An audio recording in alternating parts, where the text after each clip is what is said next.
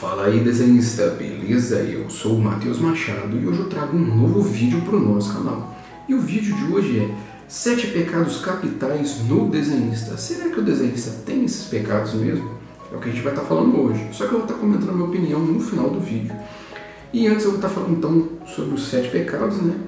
E destacar que os pecados capitais, eles já é uma teoria já bem antiga, né? Já é um conhecimento abordado muito antigamente, mas foi utilizado mesmo no século VI pelo Papa Gregório, tá? E é inclusive motivo de diversos livros depois, né? Inclusive de desenho animado, de anime, né? Que vocês vão ver esse conhecimento embutido, né? Tratado. E o primeiro pecado capital é justamente a soberba, que no desenhista a gente vê nos seguintes momentos. Quando o desenhista está aprendendo, então, um determinado estilo de desenho, ou então fazendo um curso, ou então lendo um determinado livro, é bem comum que alguns apresente aí uma certa dificuldade em estar, ao menos, escutando, às vezes, o que está sendo dito e até de aplicar a técnica. Porque ele acha que ele sabe, ele acha que às vezes o professor está falando, não faz sentido, às vezes não dá nem o luxo de raciocinar o que o professor falou, e logo de cara já fala, não, isso aí que você está falando não tem nada a ver, ou então no livro fala, não, isso que o cara está dizendo aqui, o autor está falando não tem nada a ver. Então às vezes falta humildade para reconhecer o degrau que ele está, né? Se ele, por exemplo, não está entendendo daquele assunto e ele está procurando saber, por que gera então essa dificuldade aí de saber escutar? Então acaba sendo uma soberba, né? Um egocentrismo muito grande, então é uma coisa que o desenhista tem que batalhar para evitar. Tem outra coisa que é outro pecado capital, que é a inveja, né? Às vezes o seu colega ali, desenhista, o cara tem mais habilidade, às vezes ele conquistou um determinado título, ganhou um concurso. Nada mais justo que você elogiar ele, né? Ou às vezes saber reconhecer que ele tem o tempo dele, que você tem o seu, que uma hora você vai conseguir ou determinado resultado ou inclusive determinado título, né? E não é bom ficar uma competição, né? É bom você competir com você mesmo, competir com o nível seu, né? Se você tem uma habilidade hoje, imagina que daqui uns 2 anos você vai estar melhor porque você vai estar esforçando, né? Você vai estar praticando, aí sim você compara, né? Daqui 5 anos você fala, nossa, antes eu era assim, agora eu sou assim, né? Isso vai ser interessante e justamente é importante você tomar cuidado para estar desenvolvendo isso, para evitar essas invejas, né? Saber que cada um tem o seu momento, né? Que cada um tem as suas conquistas, né? E que essa inveja não vai levar a lugar nenhum. Então tem que ser um pouco generoso também, um pouco cordial com as pessoas, mais cortês com as pessoas, né? O outro problema, o outro pecado capital seria a ira, que a gente vê muito aí nos grupos de Facebook, principalmente quando um desenhista posta um desenho e vem uma pessoa depois, né, para humilhar ela, para soltar todo um discurso de ódio. Às vezes o desenhista postou para pedir alguma dica, alguma informação, e a pessoa começa lá jogar ela para baixo, falar que o desenho dela não tem nada de legal, que ficou péssimo, que ela devia largar mão disso. Mas não é bem por aí, né? Se a gente começar a fazer isso, né, inclusive com esse problema da ira, a gente vai cortar muitas relações e vai deixar inclusive de perder e distanciar de uma premissa do desenho, que o desenho, querendo ou não, ele também serve para levar uma mensagem. Se você começa a cortar as relações porque você fica manifestando a sua ira, as pessoas não vão nem querer saber de ver o trabalho.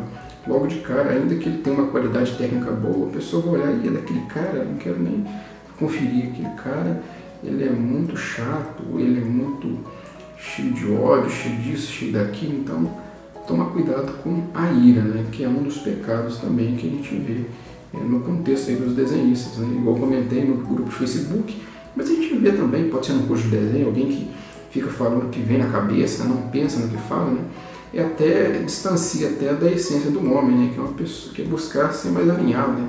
A pessoa que você falando assim, sem pensar, manifestando a sua ira, perde a paciência muito fácil, né? E por isso mesmo, até a paciência é um ingrediente justamente para ajudar nisso, né? Saber que cada um tem o seu tempo, a gente tem que ter paciência com a gente mesmo também e controlar os nossos instintos, né? Para não sair falando o que vem na cabeça, tá? Depois tem outro pecado capital, que é a preguiça, que afeta todos os desenhistas, vocês vão ver sempre alguém abordando isso, né?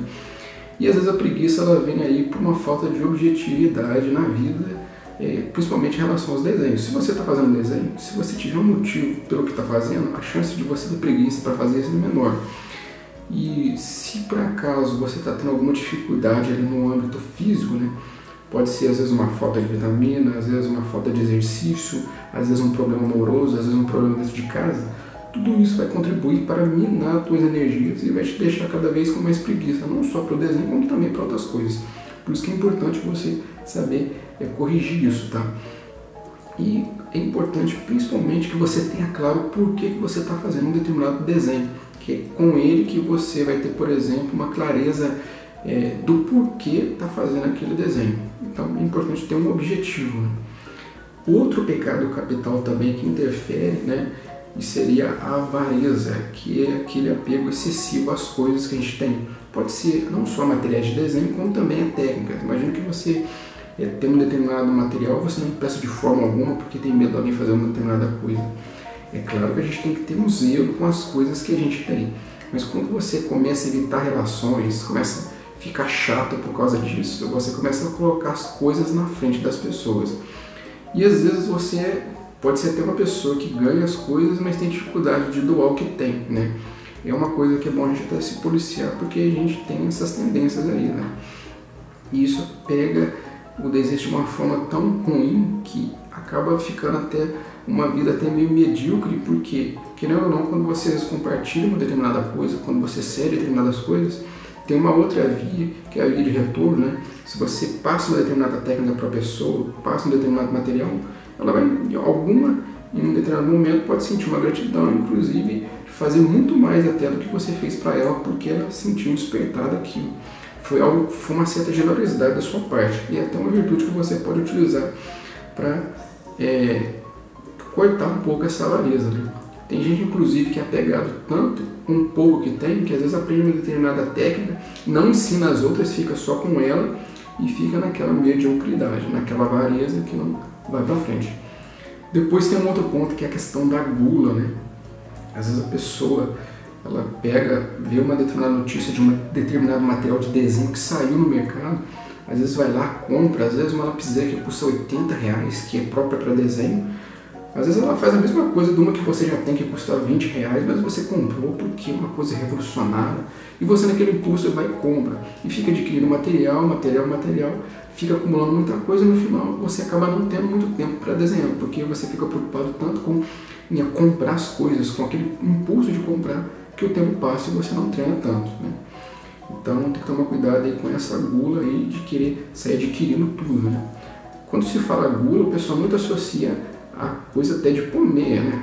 Comer muito, né? Mas não está relacionado só a isso, é justamente de adquirir coisas de forma desenfreada, e às vezes inclusive de adquirir conhecimento, encher de informação e digerir pouco isso. Por exemplo, às vezes você baixa muitos PDFs relacionados a livros de desenho, né?